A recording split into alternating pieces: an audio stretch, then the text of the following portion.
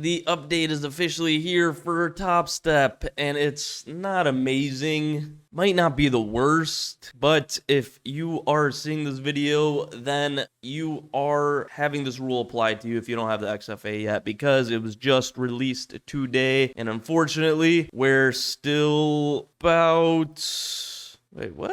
153,000. Hold up. Oh no. Okay. Yeah, we're still $1,800 away from passing our accounts. So we didn't get the XFAs. So this rule is gonna apply to us. What we're gonna do is we're gonna take a look at the rule, break it down, and kind of go over why it kind of sucks for us, because yeah, it's like Topstep was the GOATs. You could just, full port, whatever, as long as you follow the scaling plan, make a shitload of money in the first few days if you wanted to, and then just rinse and repeats $150 days for basically consistent payouts. And the rule that they just released kind of affects that, because if you have a major losing day, it's gonna be hard to lock in the payouts, because you'll have to make that money back essentially. So let's take a look at what policy change really is, because it only applies to the second payout. So the first payout doesn't really change. Most people won't even get to the second payout, so I don't know if it really matters that much for a lot of people. If we look at the Topstep statistics,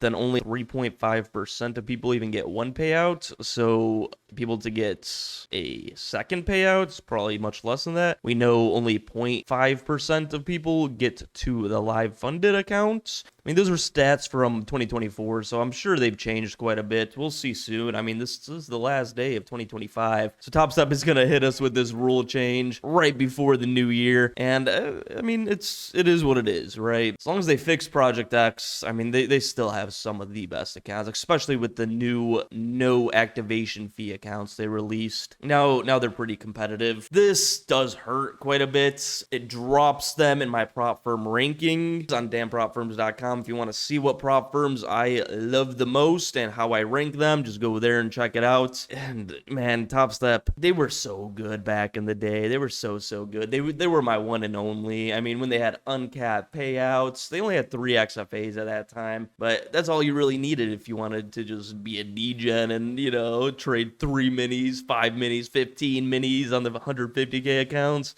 We still made so much money with just 3 accounts. Now we have like 40 something accounts, and we're actually red on the year, which is fucking unbelievable. But we were being degens this entire year, so or up until 3 months ago. Now we're locking in payouts consistently. We just got a $3,000 payout from Lucid yesterday, so we're changing, we're adapting. Now we have to adapt again, because we are going to be Topstep funded here once again very soon, and we have to make basically more money. Okay, so before, the whole plan was, right, we would run up a big balance. If we're trading a 150K account, we would run it up to like $8,000 to $9,000. So then we could withdraw half of it, still have the same amount of drawdown, and go for the second payout, right? Now, if you were going the degen route, or you got super lucky with maybe some size, made like 20K per account in one day, you were planning on just, base hitting the $150 per day to get the second payout and the third payout and the fourth payout, right? And just completely clean out those accounts. That was kind of like the old plan, right? You'd hold a runner, make a fuckload of money, and then you just rinse and repeat for $550 days, keep on taking out that balance. And you still can do that technically. It's just if one of those days you're like, oh,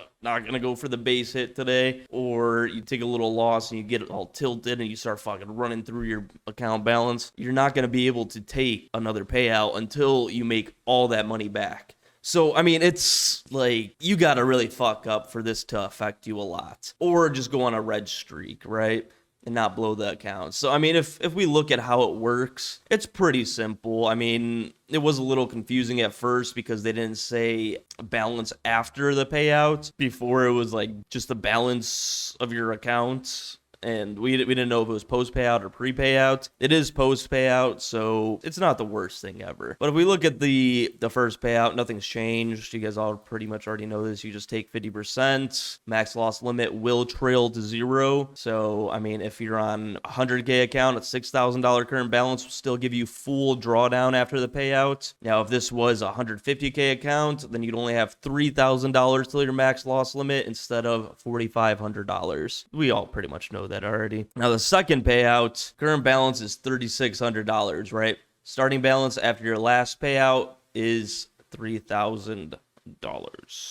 5 winning days of $150, you are profitable from your most recent payout. You qualify for another 50% of your balance. So you get to still take an $1,800 payout, right? Let's say you're only up $150 and you got those $550 plus winning days. You can still withdraw 50% of it, right? So as long as you're even like $1 positive, you can still withdraw 50%. So it's not that fucking bad. It's really not that bad. I mean, the only thing that's going to get you is, if you take a massive loss after the first payout, you got to grind back on up there to get another payout. It's pretty self-explanatory. If you just think about it in super simple terms, your account can move up or down as you trade and take payouts. You just need to be profitable 1 cent or more since your last payout before you can request the next one. So, I mean, as long as you have, a decent buffer, kind of like the scenario we just described where, you had like a 20K day because you caught a runner and you just diamond handed it, you could technically still just keep on withdrawing into that buffer. You just got to make sure that,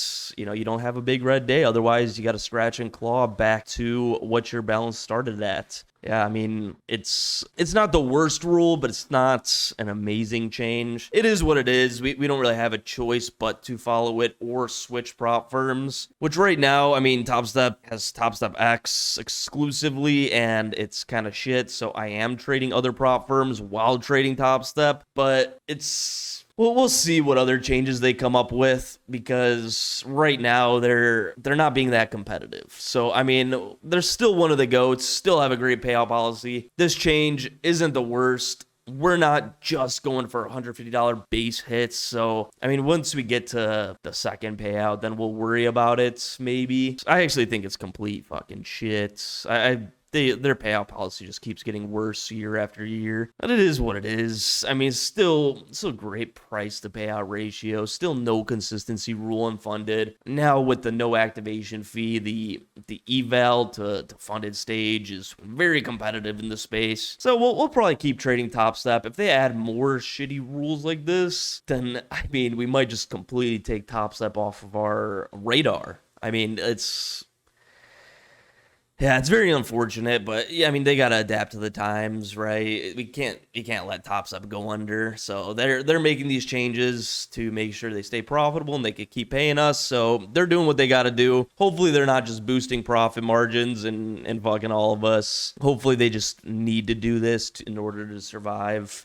We'll find out here over time. Time tells everything. Still super easy. You just need to be profitable since your last payout. Even 1 cent qualifies. It kind of removes their whole one step, one rule motto. So I guess they got to completely change that. But it's not the worst change. Let me know what you guys think about it in the comments below. And make sure you guys subscribe. LFG. Till next time.